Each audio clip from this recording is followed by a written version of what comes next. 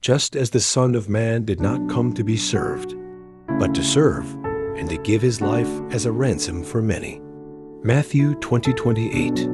What does greatness look like in God's kingdom? For many, greatness is measured by status, titles, influence, or being served by others. But Jesus, the Son of Man, turned that idea upside down. He said that he did not come to be served, but to serve. And not only that, to give his life as a ransom for many. This verse was Jesus' response to a conversation among his disciples, who were debating about who among them would be greatest. They were seeking positions of power and prestige in what they thought would be an earthly kingdom. But Jesus gently redirected them. In his kingdom, greatness isn't about position.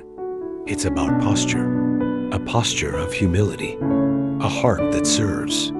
Jesus, the ultimate servant. Think about it. The King of Kings, the creator of all things, came down not to demand service, but to offer it. He washed his disciples' feet. He healed the sick. He fed the hungry. He touched the untouchable. He listened to the broken. And ultimately, he laid down his life. This is radical love.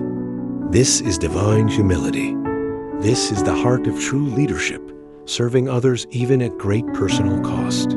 What does it mean to serve? In our daily lives, we often look for recognition. We want our efforts seen, our sacrifices noticed. But Jesus shows us a better way, a life where we don't seek to be applauded, but seek to lift others up. To serve is to put others before yourself. Show up for people even when it's inconvenient. Love without expecting return. Give without keeping score. Service isn't just what we do on Sundays or in ministries. It's a lifestyle. It's how we live in our homes, our workplaces, our communities. It's how we treat strangers, children, the elderly, the poor, and even those who misunderstand or mistreat us. To give his life. The most powerful part of this verse is that Jesus gave his life as a ransom. He paid the price we could never pay. He served us not only with his hands, but with his very life. And in doing so, he rescued us from sin, from shame, from eternal separation from God. If he gave his life for us, how can we not offer ours in return? Called to imitate Christ.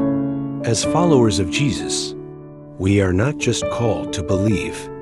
In him, we are called to be like him, and that means being willing to serve.